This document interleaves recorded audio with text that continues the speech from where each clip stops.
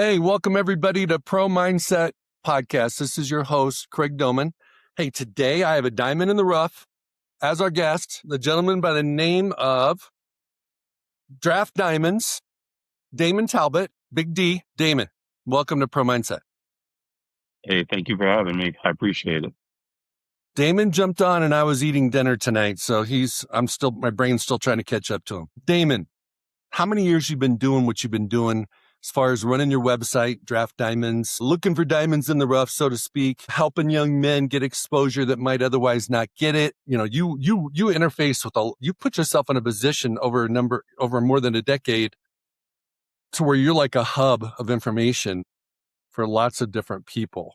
So why don't you share for our audience, like what Draft Diamonds is about and what they can find when they visit your website? Yeah, so Draft Diamonds, basically, we created in 2013, but when I created it, it was really just to try to showcase small school football players, give them a platform.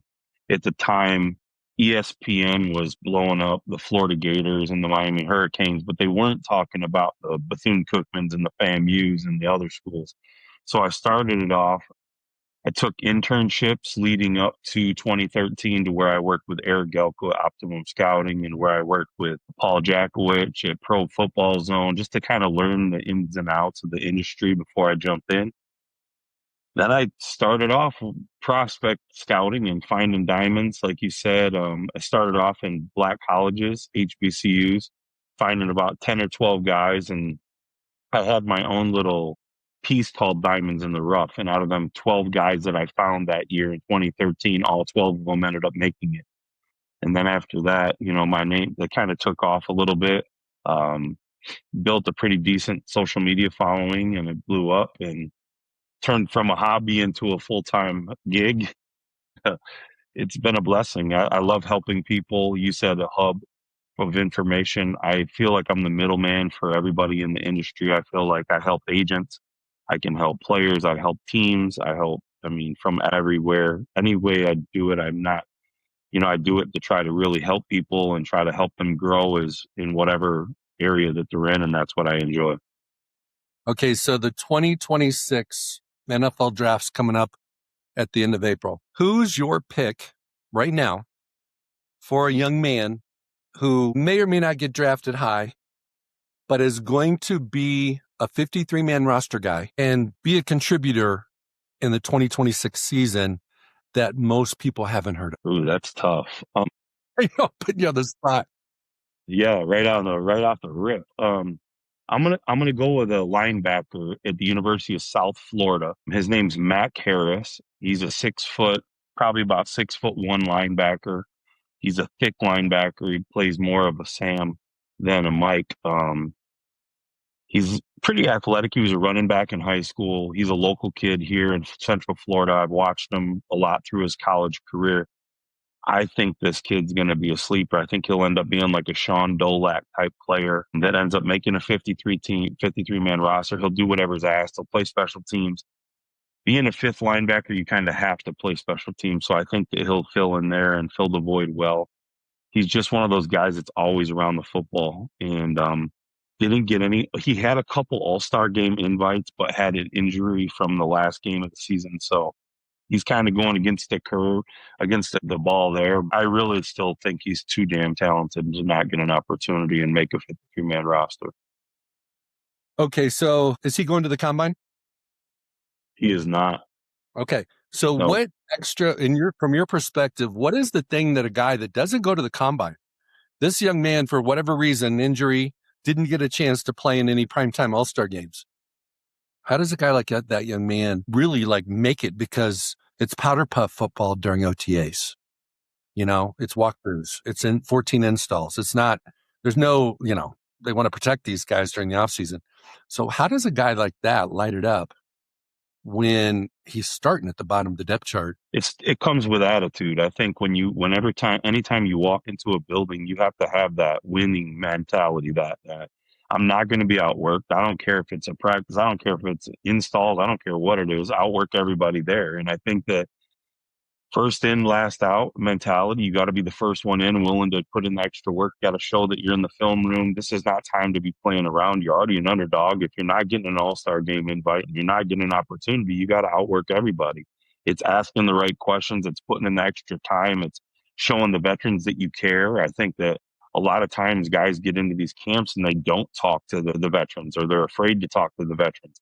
And I'd be in those guys' ears, because them veterans, when it's time to pick that final linebacker or that final player, they're going to have a say. The coaches are going to go to them. Who do you guys think? What do you guys think? And all it takes is one team. All it takes is one coach, one person to fall in love with you, and you're on a roster. And I think that a lot of times people overlook a lot of things. If you look at the Rams roster last year, they drafted a linebacker in the 6th round who is right now on the Seattle Seahawks practice squad, but he ended up getting drafted in the 6th round, and an undrafted free agent beat him out. What made them draft that kid in the 6th round, where he got beat out by an undrafted kid that outworked him every day? Well, it's showing up and putting in the time. And at the end of the day, the kid got a Super Bowl ring being on the bench, but still, I think it's some kids have that mindset that you got to come in and overdo and overwork, and I think that's what you would have to do in that case. I actually had a client one year who was drafted. He was a tight end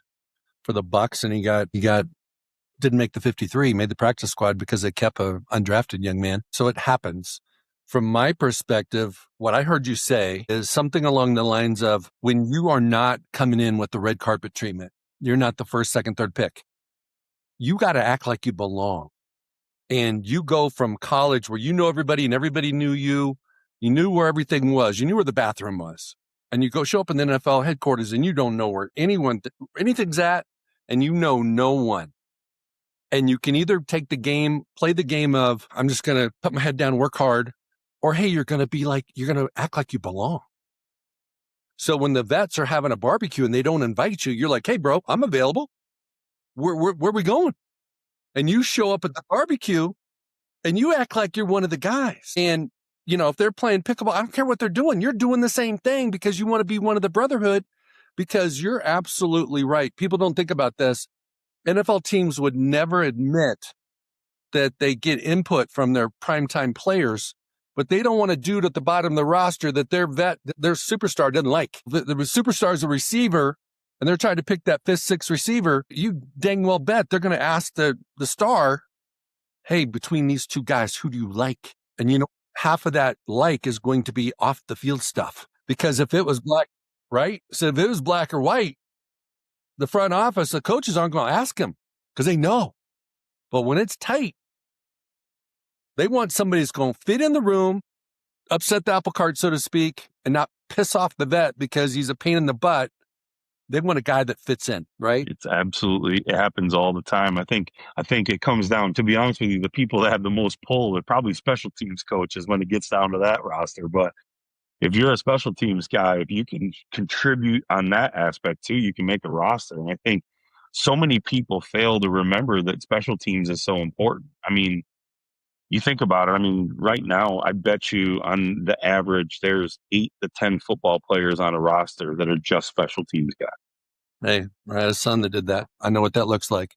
Sean Payton wouldn't have won a Super Bowl if he didn't have some courage to call a big time special teams play, an onside kick. Mm-hmm. And he had to depend on his specialists to get that done, because he couldn't put in his primetime guys for that play, or they would have seen it coming. So, okay, you're into connecting with, assisting prospects to get exposure. What is the attribute that you see that separates the guys that go farther, go higher, than the ones that maybe have more talent and don't? I think it's the extra work. I mean, it's going to sound crazy, but I tell guys all the time, it's the little things you do. It's the little things that you do that separate yourself. You're competing with, like, I'll go all the way back. When I was in high school coming out, I had to make VHS tapes and send it out to teams. And every single kid was sending their envelopes out in a manila envelope. It was like the yellow looking envelope that everyone did it. I went and got a paper route. And in that paper route, I would hustle up to try to get $30, $40. And I would go to Walgreens or CVS or Rite Aid or whatever I could. I would buy hot pink envelopes. I would send my tape in a hot pink envelope. And I would get called so quick by recruiters because they would look at a whole bunch of VHS tapes sitting in there, and then all of a sudden there was a hot pink one. Everyone else had manila envelope. There, I guarantee you that pink envelope sticking out, and they're going to grab it. And that was the mindset that I had as a recruiting player, as a player coming out. I'll give you an example. I had a kid that was at the Hula Bowl. It was a little undersized, a defensive tackle. His name was Jawan Briggs. He played in our game. And he came up to me. He was a father. I mean, he was a husband, a father, young kid, hungry. He was like, what can I do to separate myself? What can I do differently from this game that I can do to just, if it comes down to me and another guy in the 7th round, that they'll pick me. And I said, it's your pro day. I want you to go around and I want you to shake everybody's hand, every scout that attended. I want you to shake their hand. I want you to thank them for showing up. I want you to go to your head coach afterwards. I want you to get the head coaches, the list of all the guys. I want you to go to Dollar Tree, buy a pack of cards of 25, 30 greeting cards, and I want you to send them individually to each team and thank the scouts that showed up. And he looked at me and he said, I can do that. That's easy enough. I said, the addresses are all online. You can send it right to the facility. These guys never get an email. They'll be pumped to see a letter. I said, it's the little things. Just do something different. And I'll never forget the Cleveland Browns. They texted me in the 7th round and they said, Jawan told us that you told him about the greeting card. And I just want to let you know, we're drafting him. And they drafted him in the 7th round. And now he's on the Jets and he balled out on the Jets this year. He got traded. But this was an undersized D tackle that was a father and you know, I mean, just an amazing kid, and he took that extra step. Like that extra step is, who else is doing that? You know, who else is shaking the hands of somebody, or who else is going out of their way to say thank you to a scout? And people don't understand, these scouts are on the road all day. It's not, they don't get thanked. They get questioned. How come you missed that guy? How come you did this? They don't even know what it's like when they get a greeting card in the mail. So it's the little things. It separates you. And I think that's what separates greatness, is the little things. That's awesome that you did that. And it's awesome that he actually followed up and it worked. And make no mistake about it. If he wasn't talented, they wouldn't have drafted him just because of the card. Right. So Absolutely. What it did was, in the 7th round, half a dozen guys were possible picks. All different positions. Like, hey, what do you want to, who do we want to take a shot at? And somebody stood up for him and said, hey, let's take a shot on this kid, because he did take the extra step, you know?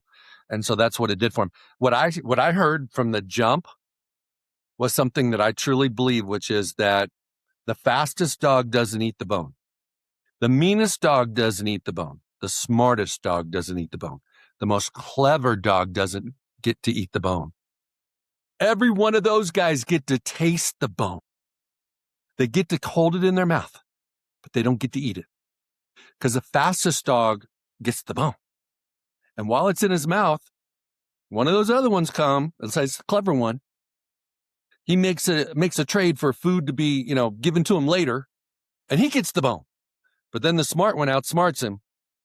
And it's like everybody gets the bone, but the hungry dog eats the bone. That's it. Every time. Agreed 100%. Okay. I forgot you did the All-Star game stuff too. You'd do everything.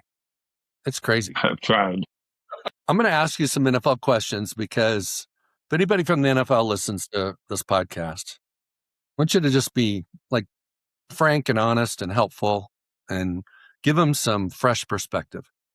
There's teams like the Cleveland Browns and the New York Jets, and there's a couple others, but those are two that come to mind. Their identity as an organization is not good now. It doesn't matter.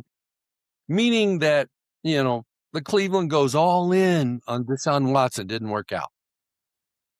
They pick Shadur, and it didn't matter if they it didn't matter when they picked him. It created a little bit of antagonism in the locker room, media attention.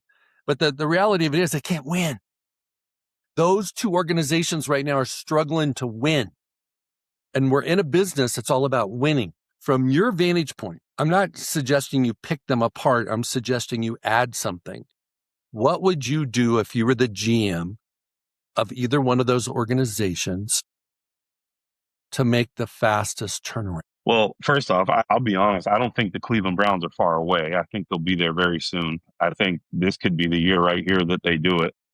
They've added a lot of key pieces. If you look at the draft, I think the draft is the number one way to turn it around.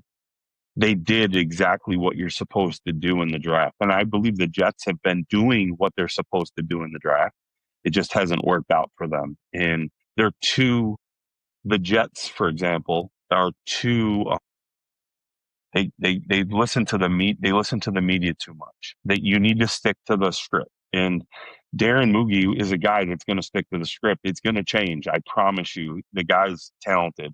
I think when you're dealing with both organizations, I think you just need to take the best player available. Don't overthink it. Like, I don't care if you have 3 running backs. Go get the fourth. If the best player on your board falls to you and it's a running back, you take him, because then he becomes trade bait, and then that opens up something else. If a running back gets hurt, now you've got 4 of them that you can trade one away and get something even higher. Maybe you get a higher pick than what you had. I feel like teams, they get into the war room and they get into the mindset of the draft, and they go, oh, well, man, we really need a cornerback. So let's overdraft. We're going to take a cornerback that we have 58th on the board at 23 because he's the best rated corner, and we don't know if we're going to be able to find another one. Hell with that. If the best rated player on your board's a punter, take the punter.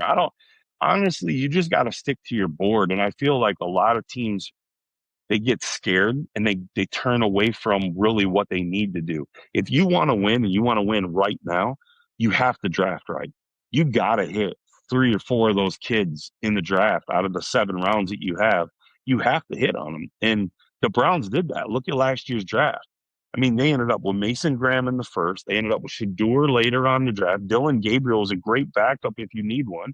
They ended up with Quinshon Judkins, who was a stud. They got Isaiah Bond, who should have been our second-round pick, as a UDFA 2 months after.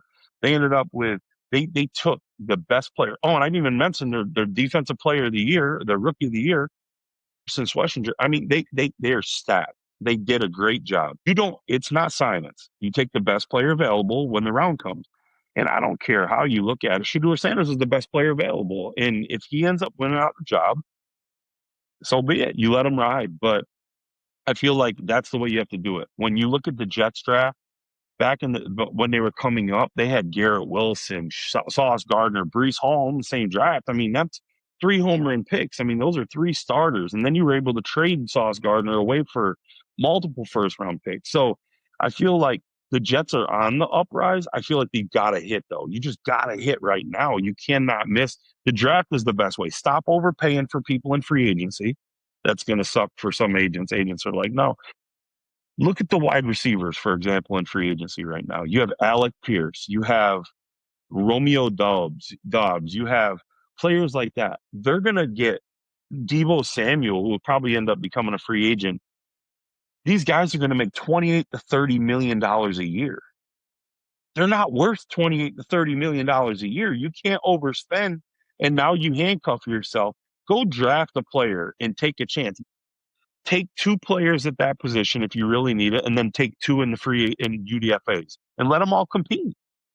I feel like you can build a roster that way, and that's exactly what those 2 teams need to do right now. Just keep saying it's nobody wins a job. I mean, the Myles Garrett for sure has a job. He's the starter. But I'm saying outside of the main stars, everybody else's job's up for grabs, and it's a dogfight. You just let people fight for it. You'll get the best players to win the battle. Okay, I like that. In my mind, I feel like teams draft more for need than the best player available, because, and maybe I'm right, maybe I'm wrong, but it's like, if you're close to being a Super Bowl contender, or you are a legitimate Super Bowl contender, need is more important for that team. especially if they're like locked out of getting a player in a trade or in free agency at that position.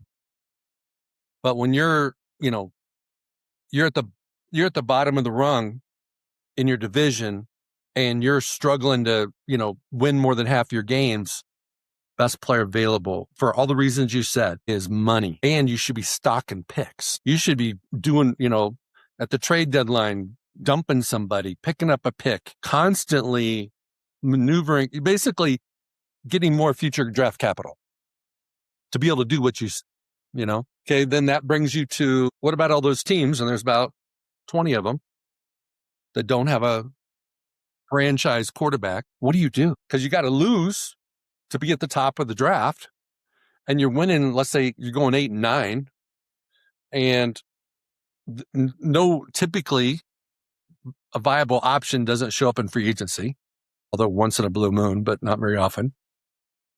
How do you do it? I mean, do you tank for a year?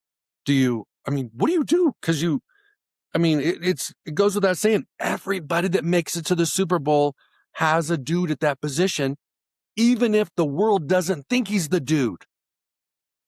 So Sam Darnold was the dude, but maybe some people didn't think he was. Absolutely. Look, you know what? That's a perfect example. Sometimes a stopgap quarterback can be a Super Bowl champion. Sam Darnold, it was Geno Smith last year. Who would have thought the same team had a Super Bowl champion? You know what I mean? They could pick one up in free agency that, to be honest with you, look at the Vikings. They drafted a quarterback high based on what? Was it need or was it best player available? I don't believe it might have been a best player available situation. But in their case, they must have had enough details that they believed that he was. And maybe that's why their GM was fired recently. I don't know, but I am saying at the end of the day, I feel like a guy like a Sam Darnold, like right now, look at Kyler Murray. Kyler Murray, he's a guy, to be honest with you, if Arizona could get out of the contract, they probably would dump him. I would take a guy like Kyler Murray. I would take him on my football team, and maybe they go and they trade. Maybe they'll end up tanking for a quarterback. I don't know.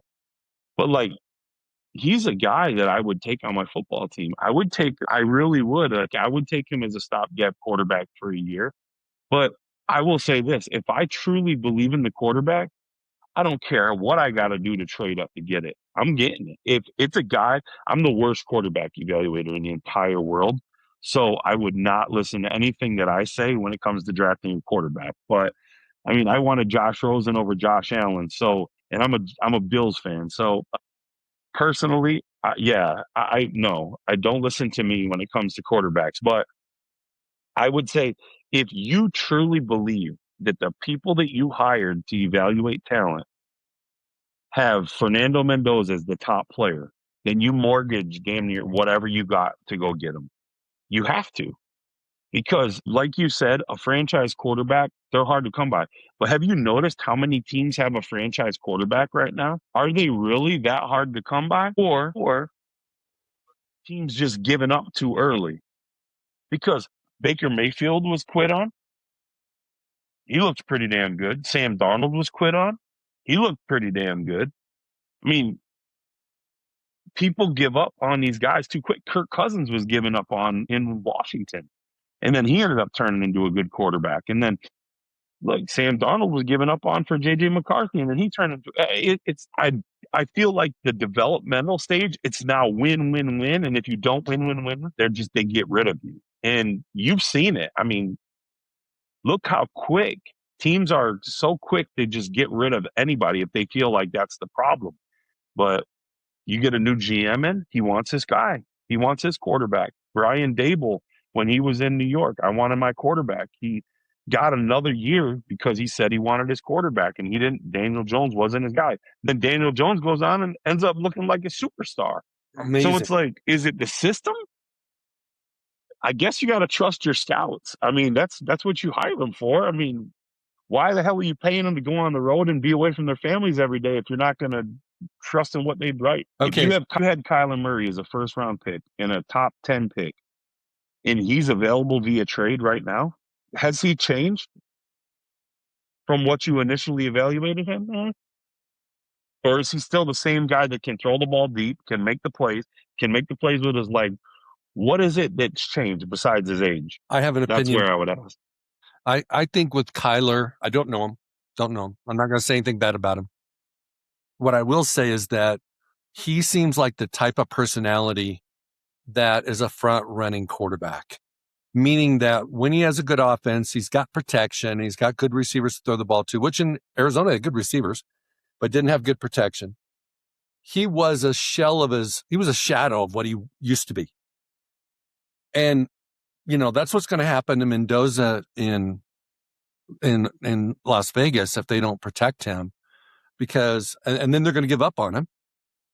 And then he'll end up somewhere else, no expectations. And some starter's going to get hurt. They'll throw him in and his career's going to take off again. And I'm not saying Mendoza can't be great from the jump. I'm just saying it's crazy hard for these teams that are drafted number 1, number 2, number 3 in the draft for obvious reasons. They didn't win a lot of games, usually change their coach, usually change their GM, and they don't have the pieces around them. And so, like even Cam Ward, great story. Talent. He's a talent. He gets down to Tennessee and struggles. The offense wasn't there.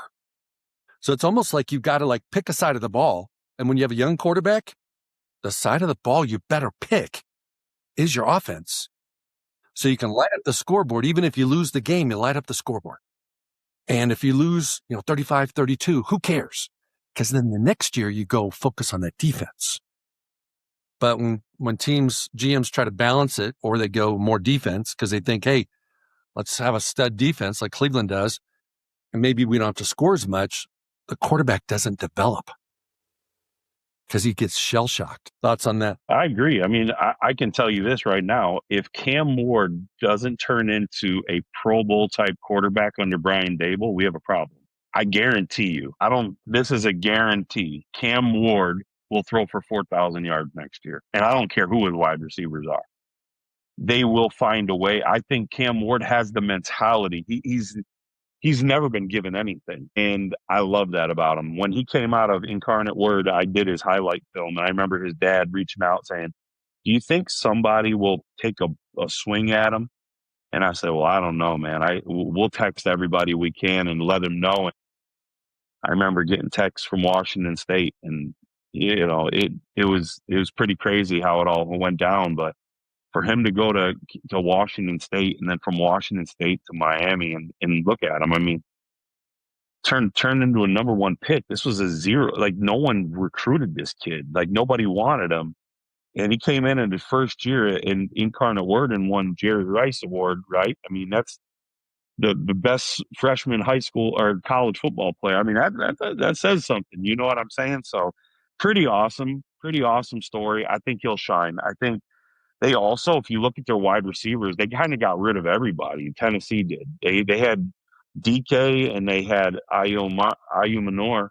They were 2 rookies with them to grow with them. And they didn't really, Kelvin Ridley didn't do anything for his development, but maybe he's a guy that you get rid of in the offseason and you try to build a couple more players.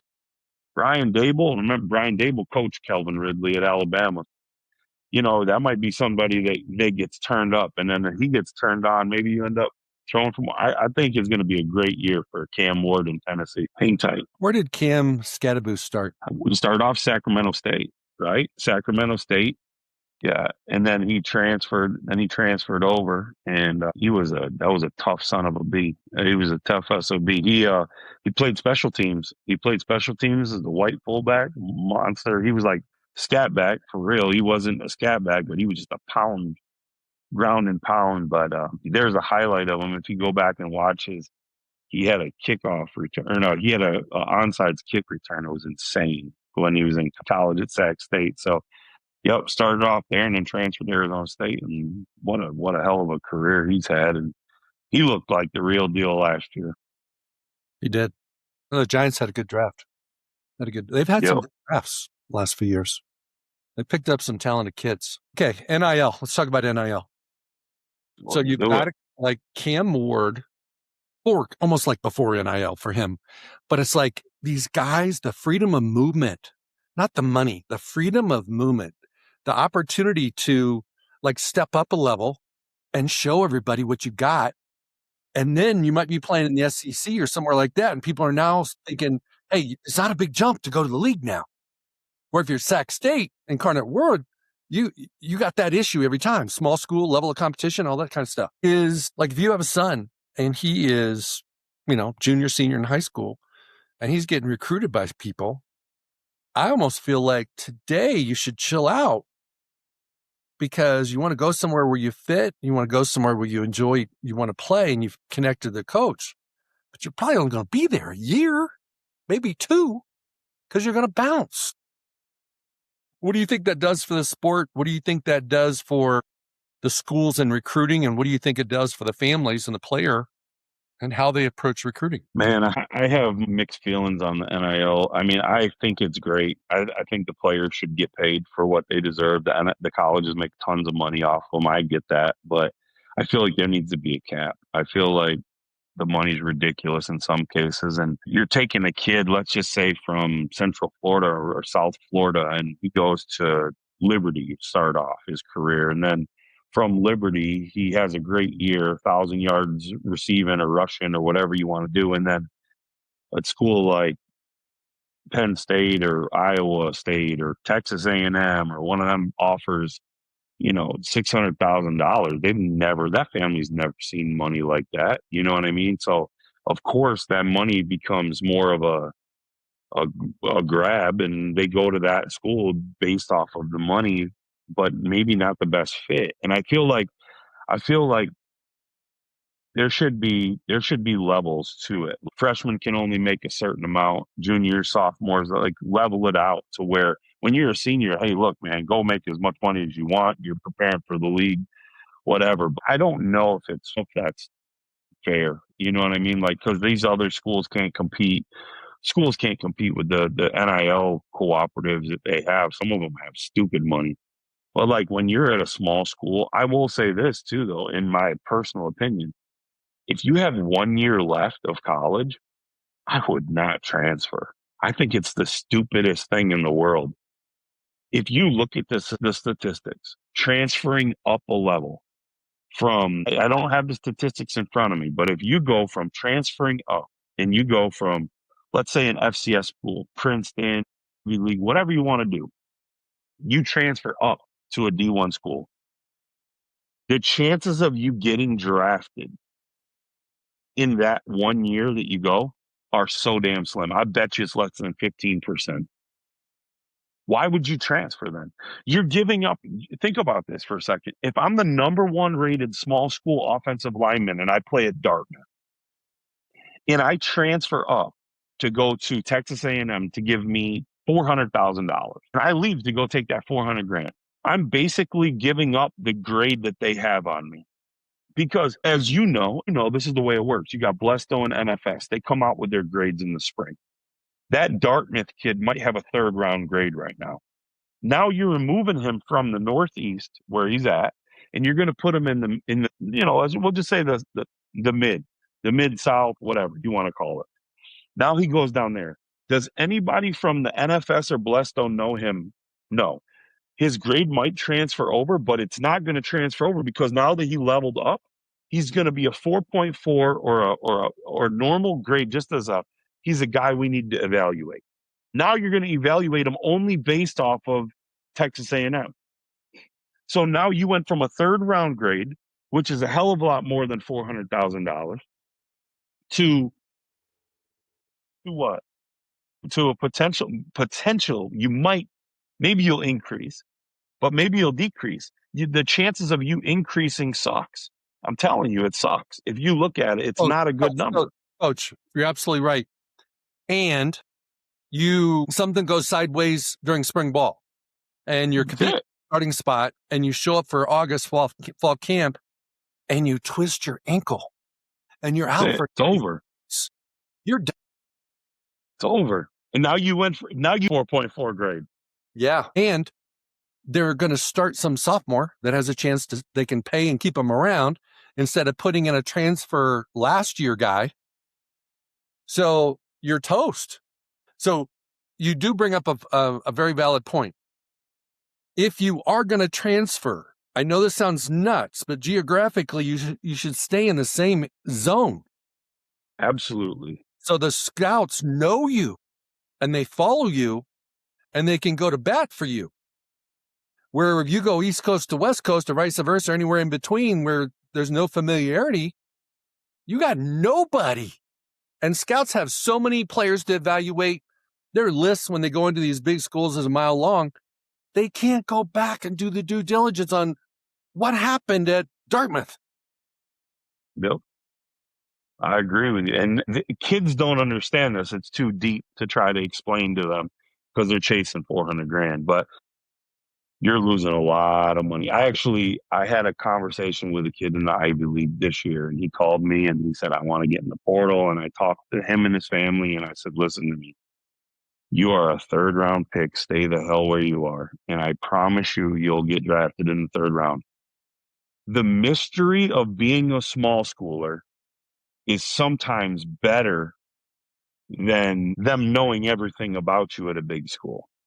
The mystery, you don't know what he can do, and then he has 1 week to go show it at an all-star game. They're not holding you to that 1 week. Stay where the hell you are. So the draft is as much about potential and projection as it is production. And when you transfer, you take away the potential and the projection. When you stay at the small school, they can still project you, and they can project you higher than really maybe you even deserve.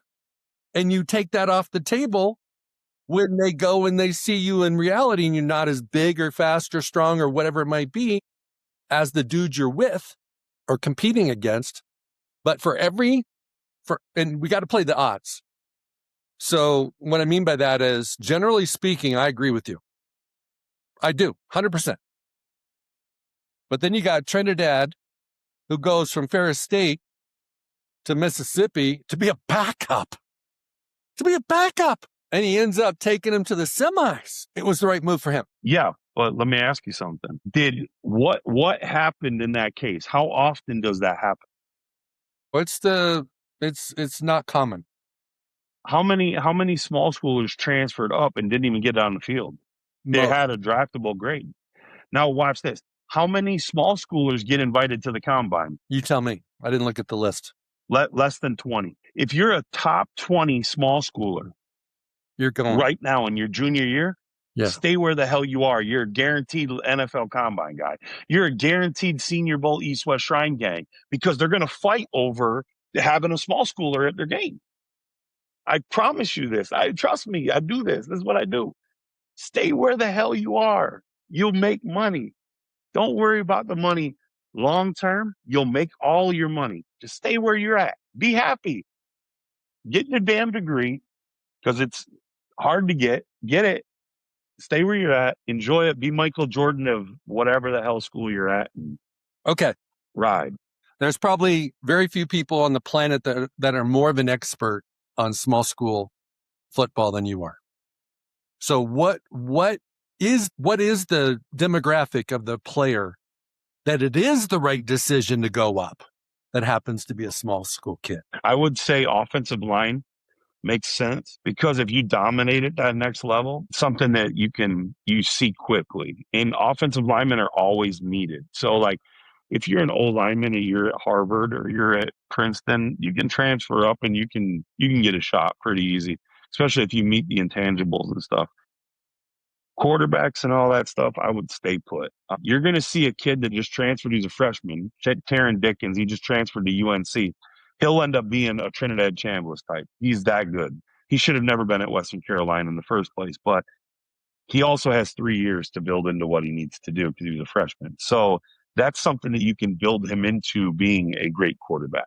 I would listen, wide receivers are decent but you got to get the ball.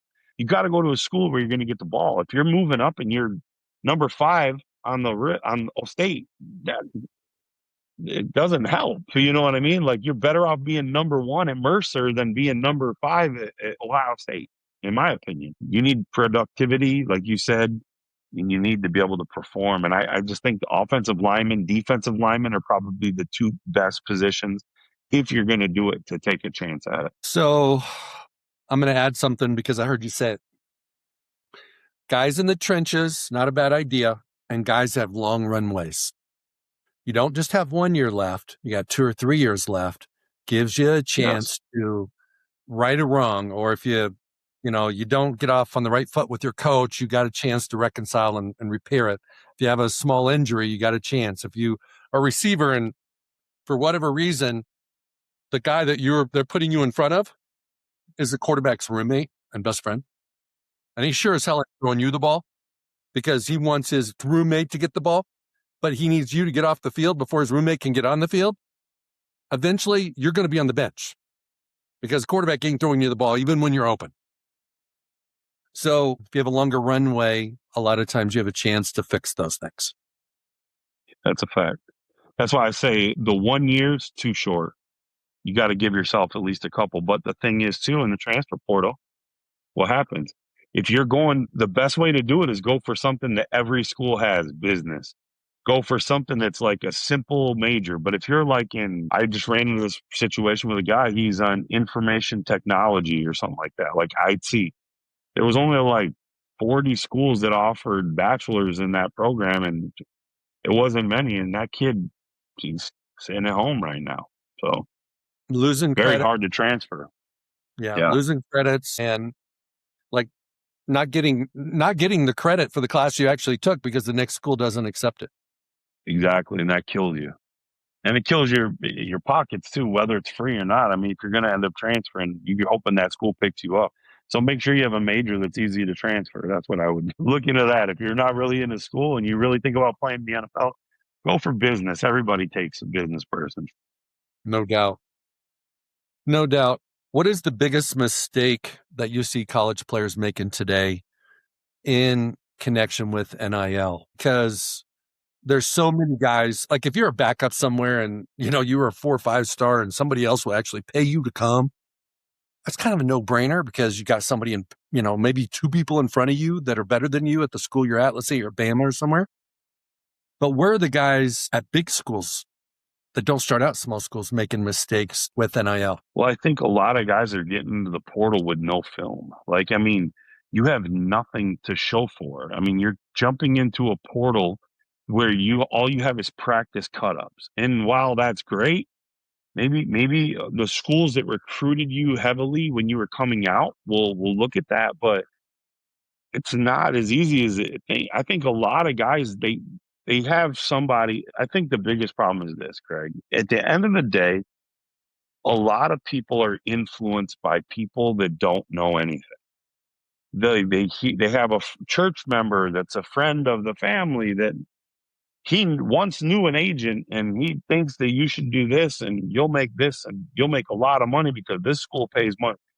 Stop listening to people. Get advice from people that will give it to you, that are good people, there's tons of them out there that if you ask the right questions, they'll tell you the truth. You might not want to hear it, but I feel a lot of people get bad information, number one.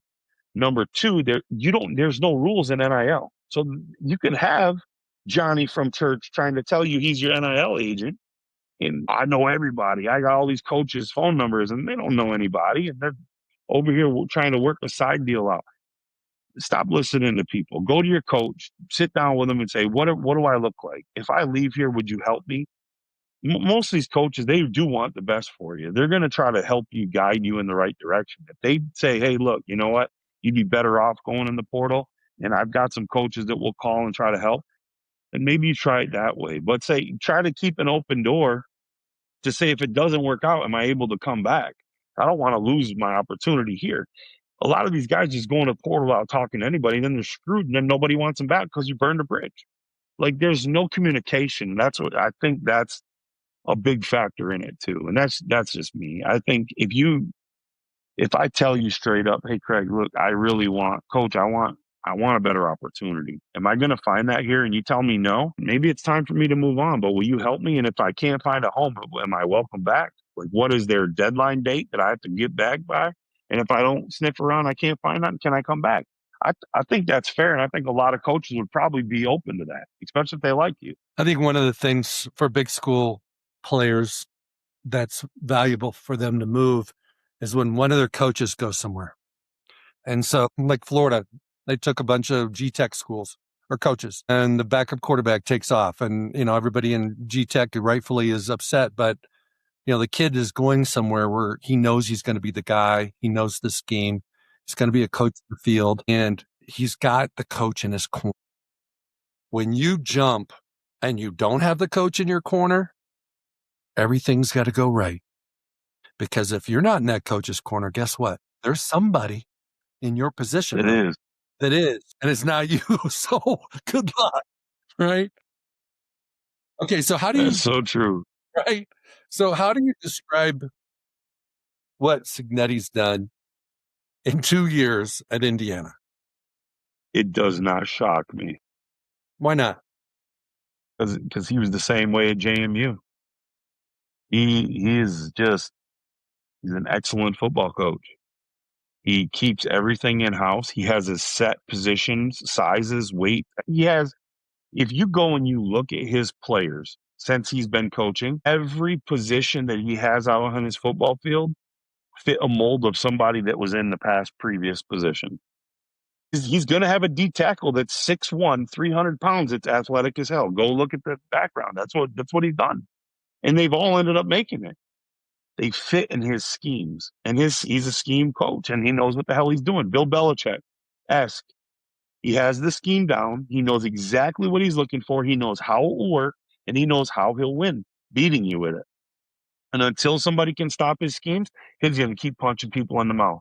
And he did it at JMU, and he's going to do it in Indiana. I love him. He's the greatest dude in the world. Best, most humble dude. One of my favorite coaches, man. I mean, I worked with him real heavy when Percy Agye-Obisi was coming out, a running back at JMU. And, man, he was the nicest dude, man. Would open up whatever you needed to try to help you out and try to help the kids. And I think the kids love him. And they'll fight for him. And I think that if you have a coach that knows everything about you and is willing to do whatever to help you, man, you're going to run through a wall for that dude. And you know it, or believes in you.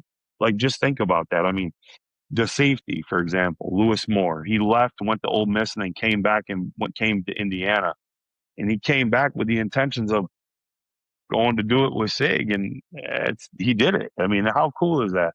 A lot of his kids are transfers, and they're not. If you go through the transfer portal, trust me, nobody's picking. I don't care. I love Matt. Matt's the head dude of the director of player personnel.